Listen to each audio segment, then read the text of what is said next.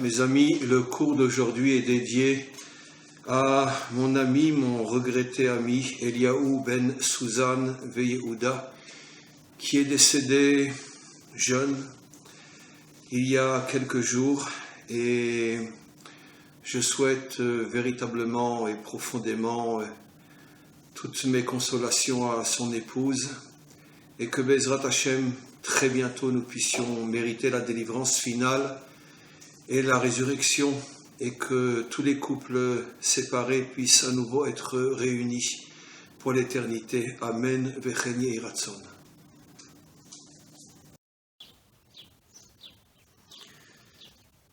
Mes amis, bonjour à vous tous et toutes qui me suivez depuis des années. On est aujourd'hui à la veille de Yom HaShoah. Ce soir commence Yom HaShoah, le jour du souvenir de l'extermination de millions d'hommes, de femmes et d'enfants, sans aucune raison, ou la seule raison parce qu'ils étaient juifs. Et j'ai choisi de venir et de faire ce cours à nouveau dans le même endroit où j'ai fait le dernier cours, dans l'un des endroits les plus, à mon avis, les plus extraordinaires, les plus beaux de Jérusalem. Vous voyez, je tourne ma tête, je vois par la fenêtre le mont Sion, le mont du Temple, et le futur endroit où sera construit le 3e temple, j'espère encore dans notre génération. Comme je vous l'ai déjà expliqué, c'est l'endroit où je donne beaucoup de cours en hébreu aussi. Et c'est un endroit tellement fort. À chaque fois que je viens ici, je suis rempli d'une émotion tellement grande. C'est la raison pour laquelle j'ai choisi de faire cette intervention sur Yom HaShoah, précisément à partir de l'endroit où mes yeux peuvent se poser sur le mont du Temple. Comme pour dire, comprendre, ressentir et vous transmettre ce message extraordinaire. C'est vrai, nous avons traversé pendant 2000 ans des moments incroyables, d'une cruauté, des moments incompréhensibles, inacceptables. Mais nous sommes là aujourd'hui. Et je transmets aujourd'hui dans le monde entier un cours d'un endroit où mes yeux se posent sur le mont Sion. Excusez-moi, je retiens mes larmes. Oui, je retiens mes larmes. Parce que je suis, moi et des millions d'autres qui vivons ici en Israël, nous sommes les témoins vivants de la réalisation des prophéties qui datent de millénaires, où nos prophètes nous avaient promis, en étant que le micro d'Hachem, que malgré tout ce que nous allions traverser, nous allions revenir. Et ma génération, qui est la génération des enfants, de ceux qui ont été victimes de la Shoah, ma mère a perdu toute sa famille. Mon père a perdu toute sa famille. Et nous sommes la génération après la Shoah. Et nous sommes revenus, nous sommes là. Et je m'adresse au monde entier, et mes yeux se posent en même temps sur le mont Sion. Donc en même temps l'obscurité, mais en même temps une lumière inimaginable, comme pour confirmer ce que nos maîtres nous enseignent depuis des millénaires. Derrière chaque obscurité se cache une lumière absolument incroyable. Malheureusement, au moment où nous sommes dans cette obscurité, bien évidemment, nous ne pouvons pas ni voir, et à plus forte raison, ni même ressentir la lumière qui se cache derrière. Est-ce que quand les trains s'ouvraient à Auschwitz, et que les rescapés, parce que la majorité mourait déjà dans le train, que ceux qui sortaient affamés, épuisés, et se retrouvaient, je ne vais même pas employer le mot l'enfer, car l'enfer c'est le paradis par rapport à Auschwitz. Et se retrouver dans cette situation, est-ce qu'on peut imaginer qu'ils ressentaient l'ombre de la lumière? Bien sûr que non. parce que la lumière est complètement enfouie, complètement cachée derrière tous ces événements inacceptables et incompréhensibles. Mais la lumière finit par se dévoiler. Il y a un temps pour tout. En 1945, on ouvrait les portes de Auschwitz et en 1948, on dansait dans toutes les rues d'Israël pour fêter la renaissance de l'État d'Israël. Et 71 ans après, 72 bientôt, la semaine prochaine, c'est à nouveau Yom Ha'atzmaut. 72 ans après, on peut enseigner la Torah à partir d'un endroit qui nous remplit de force, d'espoir, d'amour infini à l'égard du Maître du monde, qui malgré toutes les obscurités qu'il nous fait traverser, finalement il nous dévoile cette lumière. Et mes yeux aujourd'hui se posent sur le mont du Temple, habité aujourd'hui par une mosquée, mais mes yeux se poseront peut-être, ou ceux de mes enfants certainement, ou de mes petits-enfants très certainement, sur ce même paysage, mais cette fois-ci avec le 3e temple reconstruit. Les prophéties se réalisent. Comme je l'ai expliqué dans ma dernière intervention, et je voudrais revenir sur un point important, je vais vous dire franchement, en ce moment, c'est vrai, je fais moins de cours, parce que je suis dans un état de profonde réflexion, dû à la situation, qui nous a ramenés à être plus seuls avec nous-mêmes, à pouvoir sortir de la routine qui nous empêche de réfléchir, de penser. Et énormément de choses changent en moi et changent à l'intérieur de milliers d'autres. Et dans le dernier cours, comme je l'exprimais en français, j'ai fait de nombreux cours en hébreu aussi sur cette notion, comme je vais l'expliquer. J'ai compris que ça y est, on était rentré dans une nouvelle phase, qui est le tout début de la dernière phase avant la délivrance finale. Et que notre travail essentiel aujourd'hui devait être la Achdout, d'abord du Ham Israël, de reconstruire l'unité à l'intérieur du Ham Israël et après dans le monde entier. Car l'unité entre les hommes est le réceptacle fondamental qui permettra la délivrance finale. Sans ça, c'est impossible. Et j'ai volontairement voulu ralentir un petit peu les cours, de manière à me laisser le temps de réfléchir et d'agir. Et sachez que ici en Israël, j'ai commencé à monter une sorte, je n'aime pas le mot mouvement parce que je déteste ce mot-là, mais bon, on parle en français. Un mouvement que j'ai appelé Achdout Ha'am, l'unité du peuple, auquel adhère de plus en plus et de plus en plus de monde. On a même créé un groupe WhatsApp, en hébreu bien sûr, où adhère déjà énormément de monde. Comme vous le savez, je donne de nombreux cours en hébreu aussi, dans YouTube.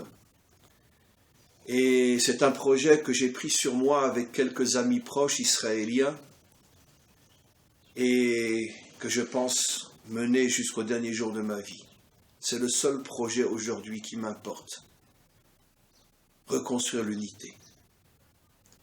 J'ai déjà de nombreux cours en hébreu sur ce sujet-là, avec énormément de vues, énormément de gens qui s'inscrivent à ce groupe WhatsApp et qui veulent participer à ce projet de reconstruire l'unité du peuple juif. Car ne jouons pas la comédie. Dans aucun peuple il y a l'unité. On vit les uns à côté des autres, mais on ne vit pas les uns avec les autres. Chacun vit enfermé dans sa conception du monde, dans sa vision politique, philosophique, religieuse. Et à la rigueur, on accepte que l'autre puisse être à côté de moi. Mais avec moi, certainement pas. Il y a bien sûr des exceptions minimes, chez nous comme dans tous les peuples, de gens qui cherchent l'unité. Mais au niveau de l'officialité visible, nulle part nous n'avons l'unité. et certainement pas dans notre peuple non plus, où il y a des déchirures inimaginables sur le plan politique, sur le plan religieux, sur le plan social, dans tous les domaines. Il y a un peu de bruit là parce que je pense qu'il y a un camion qui est en train de passer, mais ça va, j'espère, s'arrêter.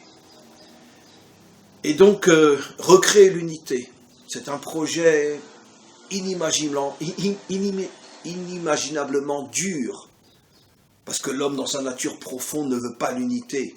Il veut que tout le monde soit comme lui, comme ce à quoi il adhère. Mais accepter l'autre, et surtout lui dire, ne change pas, reste comme tu es, ne pense surtout pas comme moi, parce que j'ai besoin de toi pour compléter mes manques. Parce que c'est ça l'humilité véritable, savoir que chacun d'entre nous a des manques, et même le maître qu'il suit a des manques. Personne n'est parfait dans ce monde, il n'y a qu'une seule et unique perfection, le maître du monde. Mais malheureusement, l'orgueil, et surtout ce que j'appelle moi le culte de l'ego, nous pousse à croire que je n'ai besoin de personne parce que je suis dans un mouvement, je suis dans un parti politique, je suis dans une philosophie, dans une conception du monde, dans un courant spirituel qui a tout et qui se suffit à lui-même. Et surtout, mon maître est le plus grand de tous, donc qu'est-ce que j'ai besoin d'aller chercher chez les autres? Et ça, c'est ce que j'appelle moi le culte de l'ego. Mais quand arriverons-nous enfin à comprendre que même le plus grand des hommes reste un homme et il ne peut en aucun cas contenir toute la perfection? Et c'est pour ça que le maître du monde, dès le départ, a créé deux êtres humains, comme l'explique le Talmud. Et que le deuxième, la femme, s'appelle Ezer Kenegdo. Je viens t'aider parce que je ne suis pas d'accord avec toi, je suis contre toi. Je ne suis pas ta femme de ménage, je ne suis pas ton esclave, je ne suis pas ton miroir. J'ai le droit de m'exprimer, de penser différemment de toi. Et que toi et moi, on doit être un, même si on n'est pas d'accord. Alors, malheureusement, il y a du bruit.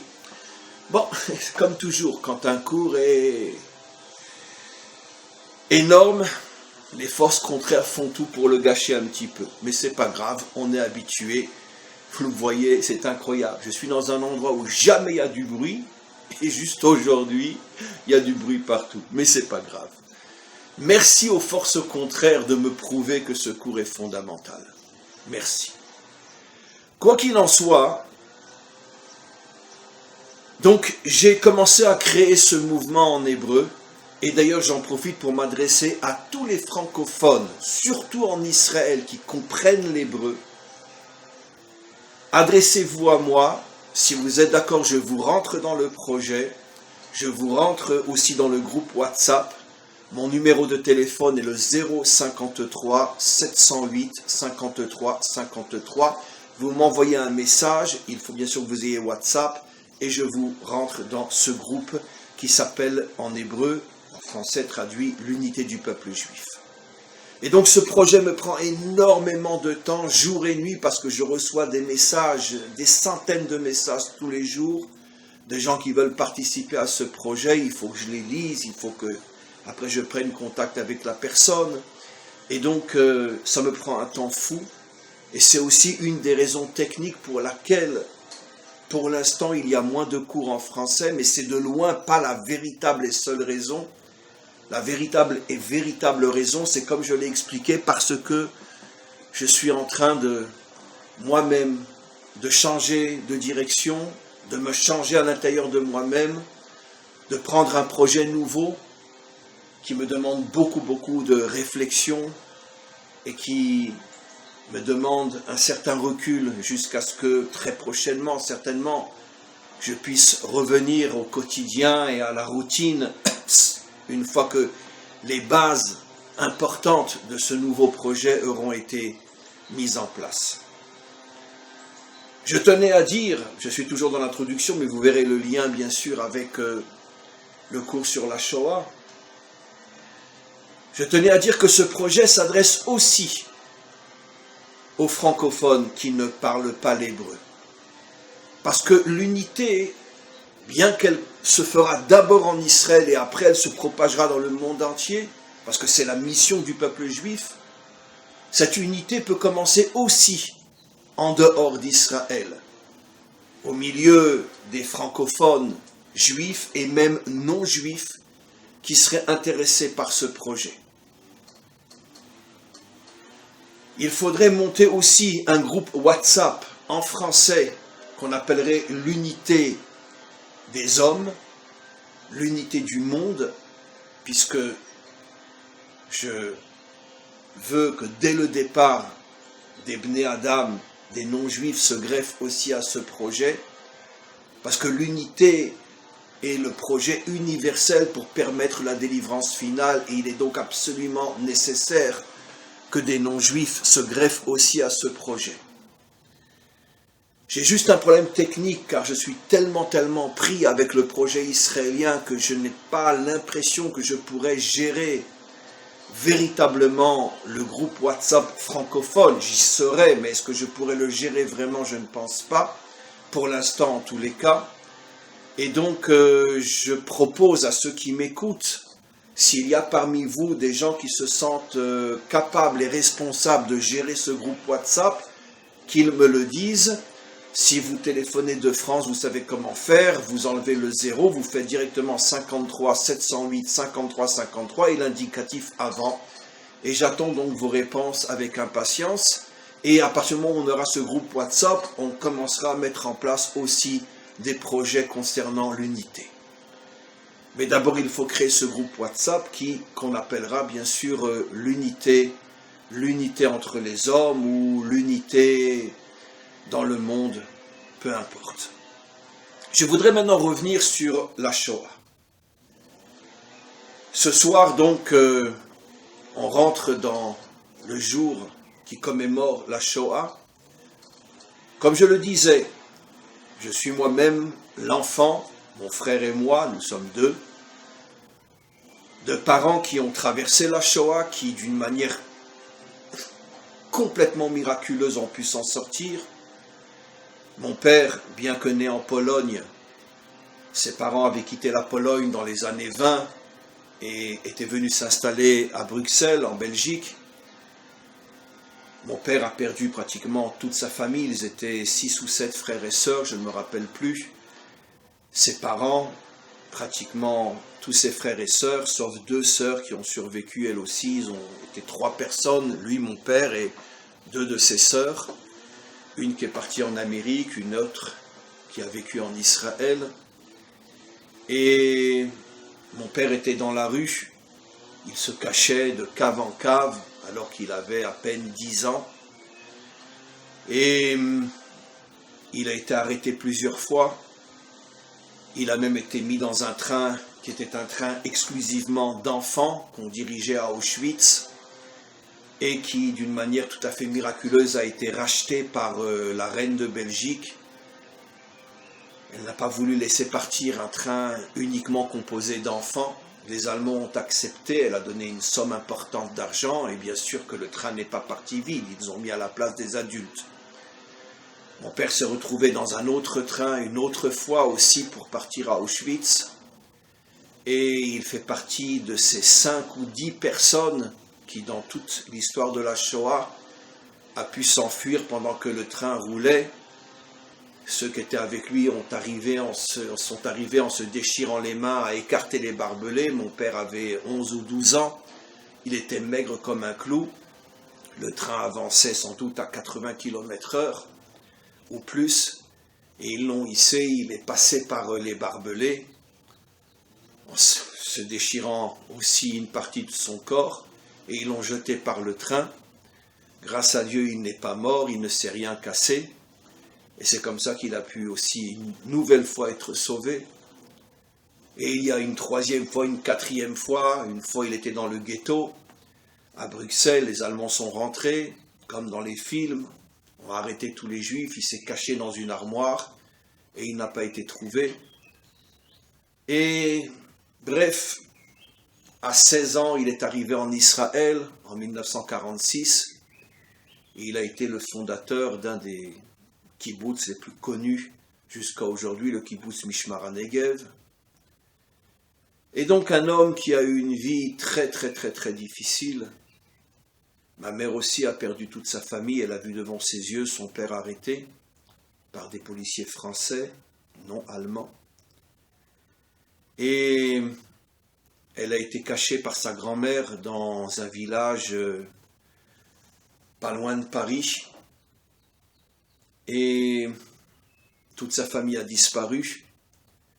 Et grâce à Dieu, sa grand-mère a survécu et c'est sa grand-mère qui l'a récupérée, sinon elle serait restée là où elle était, elle aurait grandi comme une non-juive, comme une catholique. Elle a été baptisée de force. Elle était dans les enfants de chœur, dans l'église du village. Et elle aurait sans doute grandi comme une catholique si sa grand-mère n'était pas venue la rechercher. Bien sûr, je pourrais raconter encore tellement d'autres histoires sur mes parents. Mais c'est tellement triste que j'ai pas envie. Ma mère, elle est montée en Israël en 1948. Elle a rencontré mon père au kibbutz, ils se sont mariés. Et ils ont eu deux enfants, mon frère et moi. Et mes parents, comme des millions d'autres, ont survécu d'une manière tout à fait miraculeuse. Car beaucoup d'enfants cachés dans les villages français ont été dénoncés. Bien sûr, tout le monde dans le village savait que ma mère et sa sœur aussi, qui a survécu, étaient des petites juives parisiennes. Ma mère est née à Paris, ses parents venaient de Lituanie, d'Hongrie, mais avaient quitté ces pays bien avant la Deuxième Guerre mondiale. Ma mère est née à Paris. Et donc tout le monde savait que c'était des petites juives. Mais grâce à Dieu, elles n'ont pas été dénoncées. Mais ça aussi, c'est une forme de miracle. Car combien de dénonciations il y a eu lieu dans tous ces endroits où des familles ou des enfants juifs étaient cachés.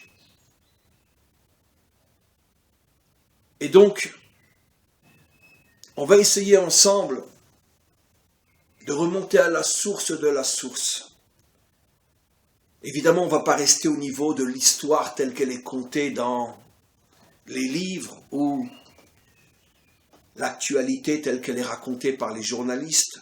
On va essayer de remonter à la source première, c'est-à-dire la boule qui a fait l'avalanche. Quelle est la cause première de toutes les catastrophes de ce monde, de la Shoah pour nous et de tout ce qu'il y avait avant, et de malheureusement ce qui continue à des niveaux infiniment moins grands, bien sûr, mais qui continue encore aujourd'hui et partout dans le monde.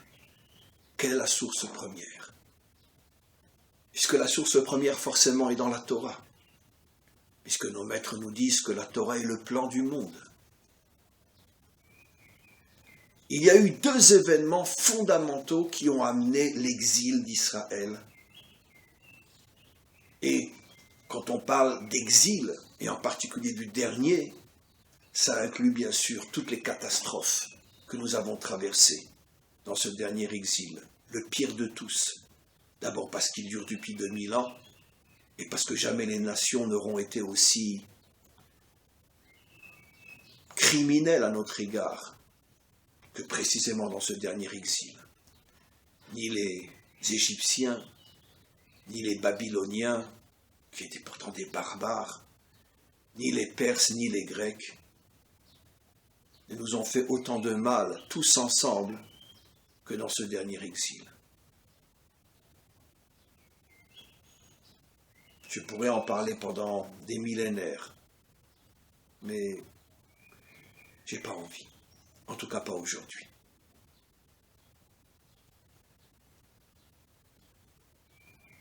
Qu'est-ce qui s'est passé au niveau de la source première? Deux événements fondamentaux. La faute des explorateurs qui n'ont pas voulu rentrer en Israël et qui, d'après toutes nos sources, est la première cause. Il y en a une avant encore, mais je n'ai pas besoin de la citer, c'est la vente de Yosef, mais elle est inclue dans ce que je vais dire sur les deux autres causes. parce que je préfère prendre des causes qui sont au niveau du peuple, une fois que le peuple existait déjà.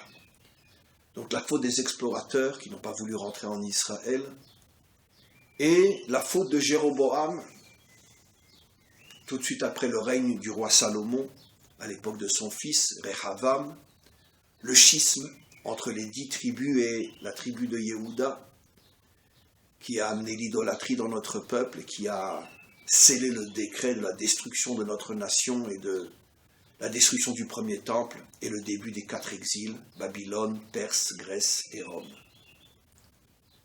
Mais tout a commencé, comme on le sait, avec Jéroboam. En créant une déchirure à l'intérieur du peuple juif, et à plus forte raison en introduisant l'idolâtrie dans le peuple juif, il a préparé le chemin à la destruction du premier temple, du deuxième temple et des 4 exils d'Israël. Qu'est-ce qui s'est passé au niveau des explorateurs et au niveau de Jéroboam? Pourtant, les différents personnages, les explorateurs et Jéroboam, étaient au départ des êtres extrêmement grands.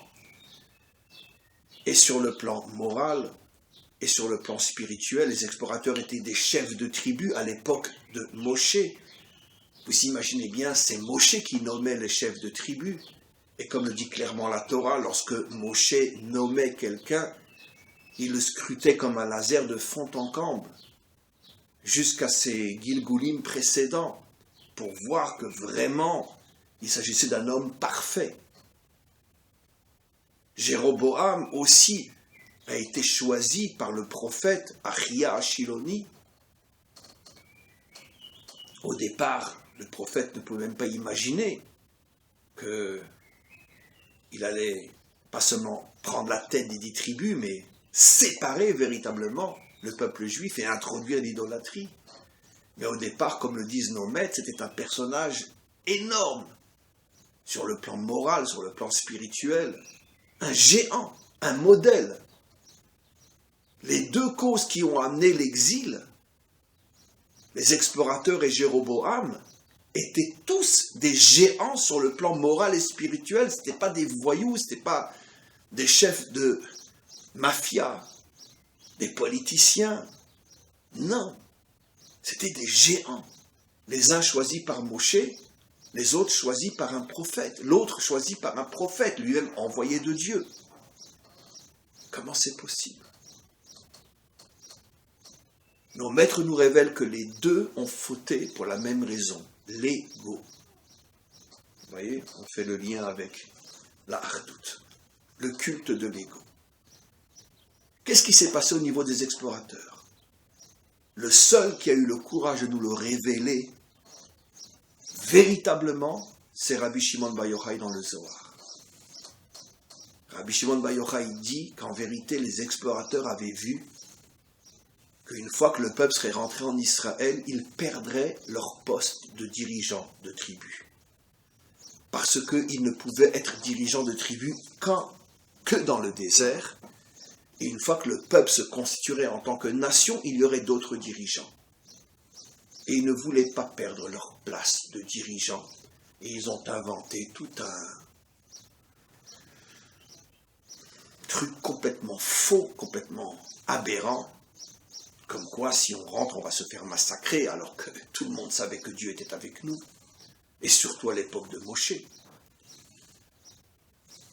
Et bref, ils se sont cachés derrière une vitrine qui parlait malheureusement au peuple, parce que quand on parle de danger, tout le monde a peur, et tout ça pour rester assis sur leur chaise de dirigeant. Jéroboam a fait la même faute, le culte de l'ego. Nos maîtres racontent une histoire extraordinaire que Hachem voulait que Jéroboam fasse teshuva parce qu'au départ, c'était un homme extraordinaire. Il s'est révélé à lui, Hachem s'est révélé à lui et lui a dit « Je t'en supplie, fais teshuva.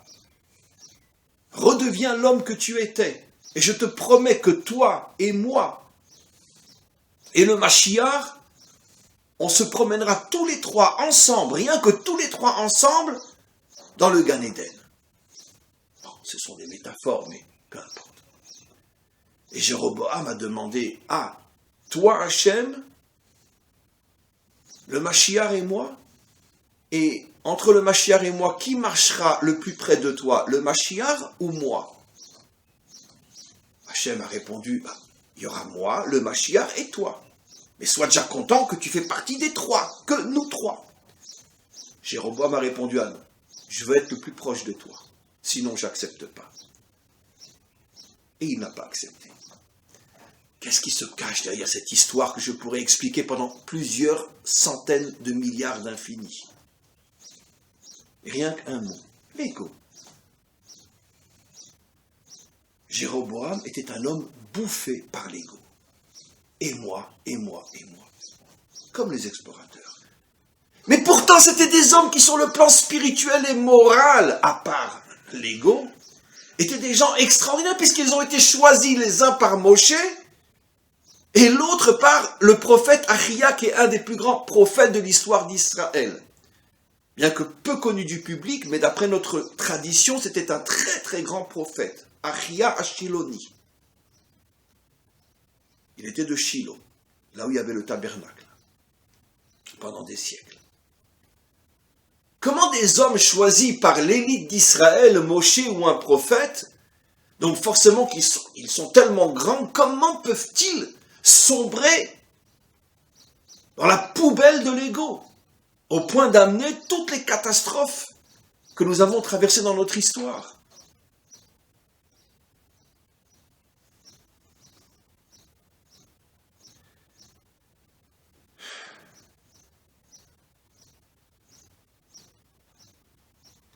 L'explication est donnée par nos maîtres.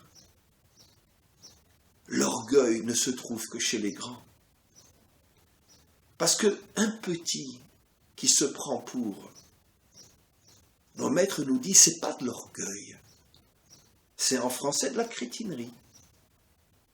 Un petit crétin.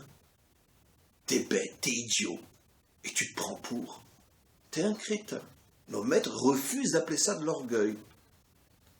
L'orgueil ne se trouve que chez les grands. Comme ils sont grands, et qu'ils sont véritablement grands, ça leur monte à la tête, et ils oublient qu'ils ne sont que des hommes.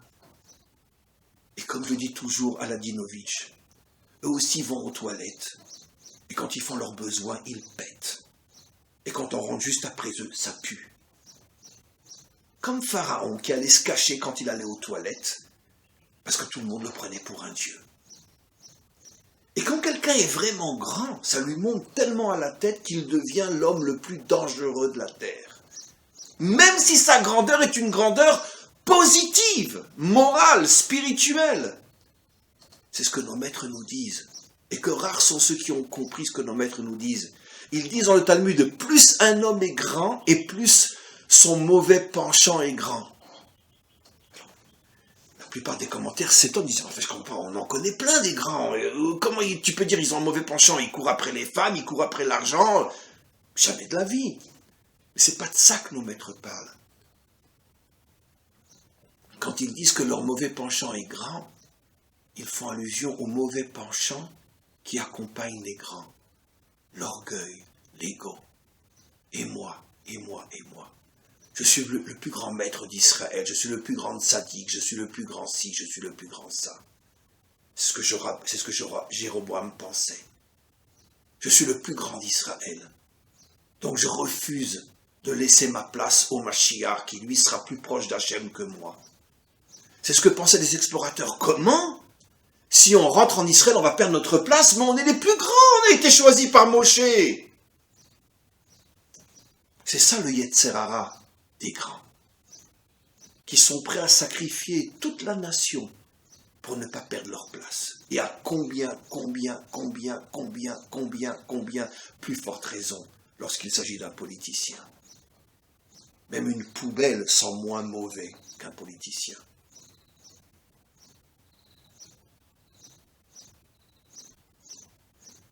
Bref, mes amis, si je devais résumer en une phrase, la véritable raison de tous les malheurs du monde, c'est la faute aux dirigeants. Et surtout, les grands dirigeants. C'est eux qui empoisonnent le monde depuis des millénaires. Vous croyez que le Mashiach, ça sera ce genre de dirigeant? Jusqu'à aujourd'hui, notre peuple se trompe complètement et cherche le Mashiach parmi les grands de la génération. Et chaque mouvement a son Mashiach, comme on le sait jusqu'à aujourd'hui. Non. Le Mashiach viendra sur un âne. Sur un âne. Le Mashiach se présentera comme un pecno. Il viendra sur un âne. Le Mashiach sera comme son père, le roi David, qui disait de lui, Anochi tola'ad veloï, je suis un vermicelle, un vermisseau, je ne sais plus comment on dit en français, un ver de terre. Je ne suis même pas un être humain. Vous croyez que David aurait dit une chose pareille s'il ne vivait pas de toutes ses forces? Je suis un ver de terre. Anochi tola'ad veloïch dans les psaumes. Mais vous voyez un géant dire je suis un ver de terre. Un ver de terre. Mais comment David peut dire ça de lui? Oui, il dit dans notre verset, mais Ashpot Yarim Evion, tu es venu me chercher pour faire de moi un roi alors que je vivais dans une poubelle. Ashpot, poubelle en hébreu. Je vivais dans une poubelle. J'étais un détritus dans une poubelle. Il le dit dans les psaumes, le roi d'Israël. Et pourquoi le Mashiach viendra de tout en bas? Comme il est dit, Ish Tsemar, ou Mitartav Yitzmar, un homme qui pousse à partir du bas, à partir de la terre. Pourquoi il viendra du bas? Parce que c'est ce qui le protégera de l'ego. Parce que toujours il se rappellera qu'il n'est qu'un ver de terre qui se trouve dans une poubelle. Oui, un ver de terre qui se trouve dans une poubelle. C'est ça le Mashiach.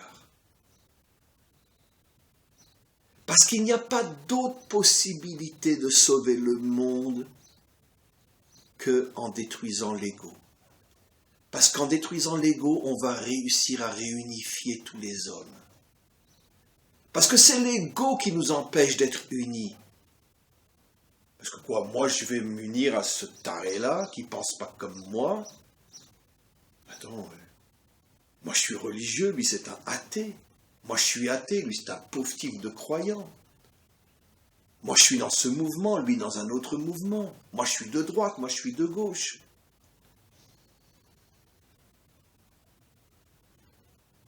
Le Mashiach sera un homme rempli d'humilité profonde. Il ne va pas venir d'en haut, il va venir d'en bas. Et au début, quand il va commencer à se dévoiler, tout le monde dira quoi, c'est ça? Mais non, on attendait un rabbi, on attendait un tzaddik, on attendait un wa.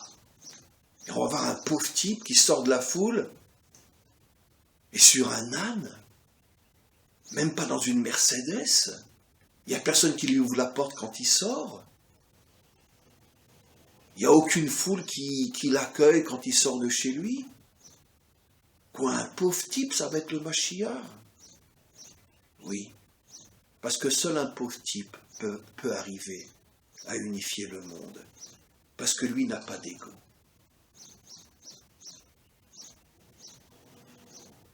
Ce qui veut dire que la délivrance du monde dépend de deux choses. De la destruction de l'ego, d'arrêter de penser que moi j'ai tout compris et les autres pas. D'arrêter de penser que mon rabbi c'est le plus grand et les autres non. D'arrêter de penser que mon parti politique est dans la vérité et les autres non. D'arrêter de penser que ma vision du monde c'est la meilleure et les autres non. Non! Je ne suis qu'un infime morceau d'une vérité qui me dépasse. Et chaque homme a une partie de cette vérité. Mais pour que le monde le comprenne, il faut que se dévoile parmi nous un homme qui le vit dans toutes ses tripes. Un homme qui arrête le culte de l'homme. Le culte de l'homme. Le culte de soi, le culte des grands. Nous ne sommes que des hommes. Et tout le monde, lorsqu'il va aux toilettes, ça pue après lui. Même si c'est un rabbi. Tout le monde. Nous ne sommes que des hommes. nous ne devons servir que et uniquement que Hachem, le maître du monde. Et aucun de ses intermédiaires. Aucun. Il n'y a que lui, un point c'est tout. Qu'est-ce que vous pensez que le Mashiach va faire une fois qu'il aura réussi à reconstruire le monde et à dévoiler Hachem? Eh bien, je vais vous dire un secret. Il va se débiner et plus personne ne saura où il est. Quoi? Je vais rester une fois qu'Hachem est dévoilé? Mais moi, j'étais qu'un instrument pour amener son dévoilement. Maintenant que la maison est réparée, on prend la caisse d'outils, on la range dans l'armoire. On n'a plus besoin de moi. J'ai fait mon travail. Je retourne sur mon âne et je retourne dans mon champ. Je ne suis qu'un homme. Arrêtons le culte de l'homme, qui commence d'abord par le culte de soi. Arrêtons de vénérer les hommes. Arrêtons de vénérer les hommes. Nous ne devons vénérer qu'un seul et unique être, le maître du monde. On doit respecter bien sûr les grands. Mais comme je respecte ma femme, j'en fais pas un dieu, je la respecte. Mais j'en fais pas un dieu. J'accepte pas forcément tout ce qu'elle me dit, et pareil pour elle. C'est ça le vrai respect. Je te respecte, mais je ne suis pas d'accord avec tout ce que tu dis. Je respecte mon maître, mais je ne suis pas forcément d'accord avec tout ce qu'il dit. Ce n'est qu'un homme. Par contre, devant le maître du monde, je baisse la tête. Il n'y a pas de problème. Ça oui. Ça oui. Mes amis, toutes les catastrophes que nous avons traversées depuis la création du monde, et surtout nous, peuple juif, c'est parce que se trouvent parmi nous, comme dans le monde entier, des dirigeants qui nous détruisent jusqu'à aujourd'hui, que ce soit sur le plan politique, que ce soit sur le plan religieux, que ce soit sur le plan social. Parce que ce ne sont pas de vrais dirigeants. Ils se servent de nous pour arriver à la tête. Mais ils n'ont pas cette humilité qu'aura le Mashiach, d'être sur un âne. Alors bien évidemment, ne prenez pas à la lettre tout ce que je dis, il y a des milliers d'exceptions à ce que je dis. Mais très globalement, même les tzadikim, qui eux sont de véritables humbles, malheureusement leurs élèves en font des dieux. Et ce n'est pas de leur faute. Soit il y a des dirigeants qui se prennent pour, soit il y en a, et beaucoup d'autres qui se prennent pour rien, mais malheureusement, ceux qui adhèrent à leur vision du monde les transforment en Dieu. Et on sait ce que ça veut dire dans le dernier exil de prendre quelqu'un qui pète quand il est aux toilettes et on en fait le fils de Dieu. On sait ce que ça veut dire. Et pourtant, ça sentait très mauvais quand on rentrait après lui, quand il avait été aux toilettes. Je suis désolé de parler comme ça, mais parce que j'en peux plus, je n'en peux plus de ce mensonge qui nous pourrit depuis des millénaires. Arrêtez le culte de l'homme. Un homme, ça pète et ça sent mauvais. Ce n'est qu'un homme. Arrêtez le culte de l'homme. Ne transformez pas vos dirigeants ou vos guides spirituels en pharaons qui se cachent pour aller aux toilettes. Arrêtez. Arrêtez. Nous sommes responsables de tout ce que nous traversons. Parce qu'on se prosterne devant notre ego et devant l'ego de celui qui est plus grand que nous. Mes amis, notre seul et unique combat pour réparer le monde, c'est tuer cette pourriture qui est en nous qu'on appelle l'ego. Et d'aimer et de respecter chacun, même s'il est différent, même s'il ne pense pas comme moi. Même si je ne supporte pas ses idées, je m'en fous, ce que je regarde c'est l'homme. Et si l'homme est bien, eh ben je m'unis à lui, même si je suis contre ses idées. Parce que ce qui compte, c'est l'homme. L'unité entre les hommes. Alors mes amis, ce soir on rentre dans Yom HaShoah. Alors arrêtons de faire semblant de pleurer. Mettons-nous en colère contre nous-mêmes. car nous sommes les responsables de la Shoah. Chaque être humain est responsable de toutes les catastrophes qu'il y a dans ce monde. Parce que chaque être humain ne fait que se prosterner devant son nombril ou devant le nombril de quelqu'un qui est un peu plus grand que lui. Bien sûr, il y a des nuances et des exceptions. Mais globalement, ce que je dis est la vérité plus que vraie. Le jour où nous serons capables de regarder un homme comme un homme, même si c'est un géant sur le plan moral ou spirituel, le jour où nous arrêterons de regarder un homme comme un Dieu ou comme le Fils de Dieu, le jour où nous serons capables de comprendre que nous sommes tous des êtres de chair et de sang, et que nos yeux se tourneront vers le seul être qui mérite que l'on baisse la tête devant lui, qui est le maître du monde, et uniquement lui, ce jour-là, nous réparerons toutes les erreurs que nous avons faites et tous les crimes dont nous sommes les premiers responsables à cause de notre ego.